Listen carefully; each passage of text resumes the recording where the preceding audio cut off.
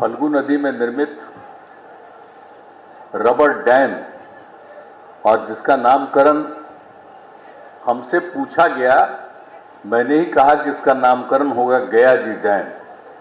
तो आज जो गया जी डैम का उद्घाटन हो रहा है, इस अवसर पर आप सब यहाँ उपस्थित हैं।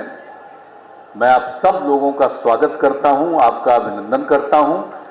और आज के इस कार्यक्रम में यहाँ उपस्थित हैं माननीय उप मुख्यमंत्री श्री तेजस्वी प्रसाद यादव जी। बहनों एवं भाइयों, सब लोगों ने बात बता दी और जो हम लोगों ने फल्गु नदी में रबर डैम बनाने के बारे में निर्णय लिया, तो आप सब लोगों को मालूम है कि ये तो इसके लिए हमने कहा कि भाई यहाँ पर तो जो आते हैं और सालों भर लोग करते रहते हैं यहाँ पर आकर के, तो इसके लिए जरूरी है कि जो कुछ भी कर सके अपने पूर्वजों के पिंडदान करने हेतु। और जो गया में पूरे देश भर से और यहाँ तक कि जो यहाँ के लोग विदेशों में रहते हैं वो भी पधारते हैं, लाखों की संख्या में यहाँ पधारते हैं। और जो गया है, ये स्थल है, इसका तो एक बहुत ही विशेष महत्व है। और आप सबको मालूम है कि किस तरह से कि गया मोक्ष की भूमि है और हर वर्ष पितृपक्ष मेले का आयोजन जो होता है, और जानते इस बार भी 9 से ही है। और जब ये शुरू आज से नहीं, हम लोग तो बचपन से इस बात को जानते थे और हम लोगों को भी यहाँ काम करने का मौका मिला, तब भी तो जानते ही थे।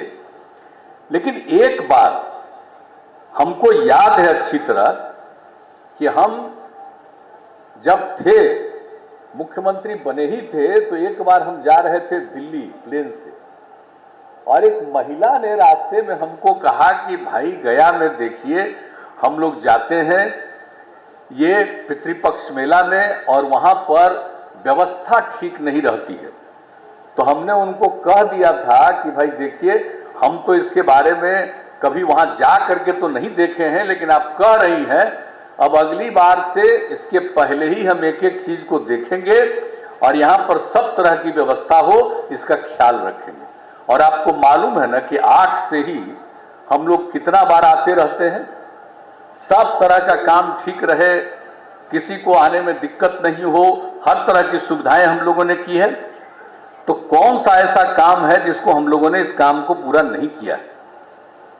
आप समझ लीजिए, ये 15 दिन में जो लोग आते हैं, बहुत बड़ी संख्या में 6 से 8 लाख लोग आते हैं बाहर से इस 15 दिन के अंदर। तो उसके लिए तो एक एक चीज को देखना बहुत जरूरी होता है कि सब तरह से। तो हमने 8-9 आइटम बना दिए और जब होता है तभी भी कुछ दिन पहले आ गए थे हम लोग सबसे मीटिंग करके और एक एक चीज को देख करके और सबसे पूछ लिया। सारे अधिकारियों ने बता दिया कि हम लोगों ने सारा काम कर लिया है कि कोई भी आएंगे उनको आने जाने में दिक्कत नहीं हो। ये सब जितना भी पशु जो इधर से उधर रहता है, सबको हम पहले ही से कहे कि उसको एक किनारे में रखिएगा इस बीच में, ताकि किसी को कोई आने जाने में दिक्कत नहीं हो। तो हर तरह से सब काम करते हुए, और जो लोग बाहर से आते हैं उनको रहने होने का भी ठीक ठाक इंतजाम होना चाहिए। एक एक चीज को देख लीजिए।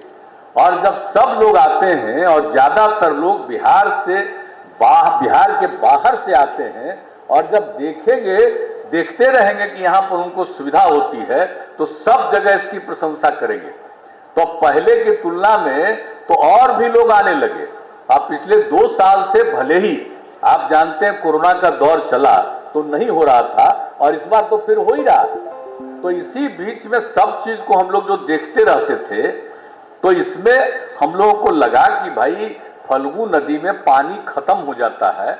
इस बीच में कुछ दिन पानी रहता, आते हैं लोग सालों भर, लेकिन पानी खत्म हो जाता है, लोगों को बहुत दिक्कत होती है। इसलिए इसके लिए हम लोगों को एक रबर डैम के बारे में काम करना पड़ेगा। देखना पड़ेगा कि भाई यहाँ पर जो आते हैं और इनको हर समय बिल्कुल उपलब्ध रहना चाहिए यहाँ पर, तो इसी के लिए अभी आपको बता दिया गया कि सबसे बड़ा रबर डैम इस देश का बन गया है। अब कितनी सुविधा होगी, कभी भी पानी खत्म नहीं होगा। ये जो देख रहे हैं ये कोई इसी मौसम की बात नहीं है। हर समय 12 महीना आपको रहेगा, 2 फीट 3 फीट तक यहाँ पर पानी रहेगा। कभी भी कोई कहीं से भी आएंगे उनको किसी तरह की कोई असुविधा नहीं होगी, लोग प्रसन्न रहेंगे। और बिहार के भी तो जानते ही हैं और अनेक जगहों के लोग यहाँ पर तो आते ही हैं।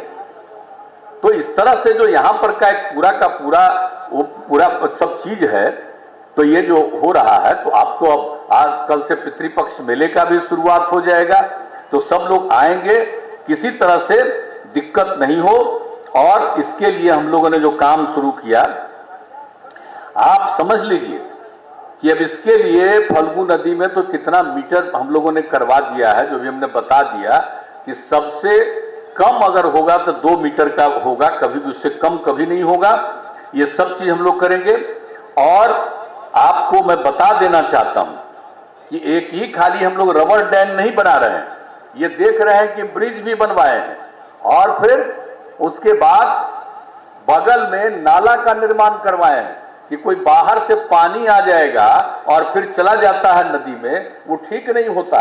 इसलिए बाहर से जो भी पानी आवेगा उसका अलग रहेगा, कभी भी इस नदी में वो पानी नहीं जा पाएगा, वो दूसरी तरफ जाएगा और उसको शुद्ध करके फिर उसका इस्तेमाल करेंगे।